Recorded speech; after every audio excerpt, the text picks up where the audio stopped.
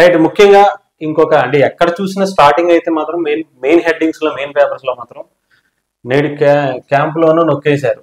మాజీ మంత్రి పెద్దిరెడ్డి బంధువే జీవీఎం, ఆయన హయాంలో భారీగా అవకతవకలు, సౌర విద్యుత్ ప్రాజెక్టులకు పిఎస్పిఎల కేటాయింపులలోనూ కూడా కోట్ల వసూలు, టెండర్లకి అవుట్సోర్సింగ్ ఉద్యోగి కంపెనీలకి.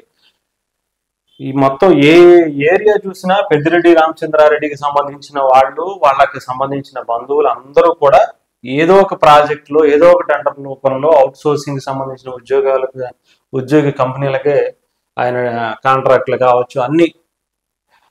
రైట్. దీనికి సంబంధించి ముఖ్యంగా దాదాపు ఎన్ని వేల కోట్ల స్కామ్ అనేది కూడా ఒకసారి చూద్దాం. ఇంధన వనరుల అభివృద్ధి సంస్థ నైట్ క్యాంప్ నుంచి కొంతమందికే తెలుసు. ప్రజా బహుళంలో అంతగా సంబంధం లేని సంస్థ వైకాపా ప్రభుత్వం వదలలేదంటూ ప్రకృతి వనరుల నుంచి సృష్టించే సంపదనను సొమ్ము చేసుకునేందుకు జగన్ అనుకో అడ్డగోలుగా వ్యవహరించారు. ఈ వ్యవహారాలను చెక్కబెట్టడానికి ఎవరో ఒకరు కావాలి, నిపుణునే ఉండాలి, అందులోనూ అయిన వారై ఉండాలి. అందుకే సంస్థల పాలన నుంచి వ్యవహారాలు పూర్తి స్థాయిలో పట్టుదలకు రిటైర్ ఉద్యోగిని ఎంచుకున్నారు. మాజీ మంత్రి పెద్దిరెడ్డి రామచంద్రారెడ్డికి సమీప బంధువు అయినటువంటి ఆయన నిబంధనలకు విరుద్ధంగా జీఎం హోదాను ప్రభుత్వం కట్టిపెట్టింది. పదవి విరమణ పొందినటువంటి ఓఎస్డిఓగా నియమితులైన నిబంధనలను తొంగలో తొక్కి ఆ సంస్థ పరిధిలోని ప్రాజెక్టులను కాంట్రాక్టులను వాళ్ళకే కట్టబెట్టారు. దాదాపు కోట్ల రూపాయల దోపిడీకి ప్రభుత్వం పాల్పడిందని, 20 మెగావాట్ల లోపు ప్రైవేటు సంస్థలకు మంజూరు చేసే సౌర విద్యుత్ ప్లాంట్లు సుమారు 100 కోట్ల రూపాయల అవినీతి జరిగిందని చెప్తున్నారు.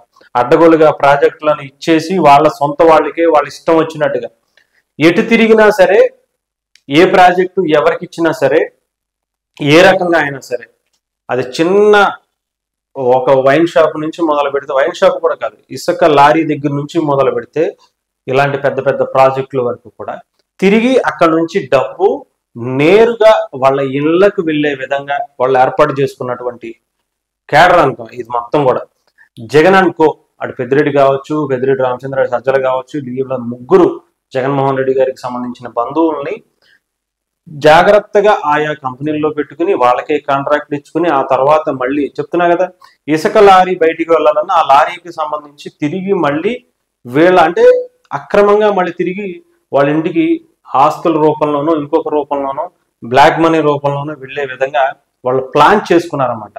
ముందే ఇక్కడ నుంచి మనం అంటే ఒక 360 డిగ్రీస్ ఉంటుంది కదా, ఆ 360 డిగ్రీస్ టైప్ లో ఎక్కడి నుంచి అయినా సరే, ఏ రూపంగా అయినా సరే, ₹1 ప్రభుత్వం నుంచి బయటకు వెళ్తే దాంట్లో మినిమం 50 పైసలు పైగానే వీళ్ళకి మళ్ళీ తిరిగి ఆ డబ్బు మళ్ళీ ప్రభుత్వం నుంచి వాళ్ళ ఇంటికి వచ్చే విధంగా అయితే ప్లాన్ చేసుకున్నారు. ముఖ్యంగా ఇంత దౌర్భాగ్యమైనటువంటి గవర్నమెంట్ గతంలో మనం ఎప్పుడు చూసున్నాం. అలాంటిది ఈసారి ఆఖరిగా మొన్న ఎక్కడ చూసినా అంటే ఏది చూసినా కూడా ప్రభుత్వ అవినీతికి సంబంధించి ఒక్కొక్కటిగా బయటకు తీసుకుంటూ వస్తున్నారు.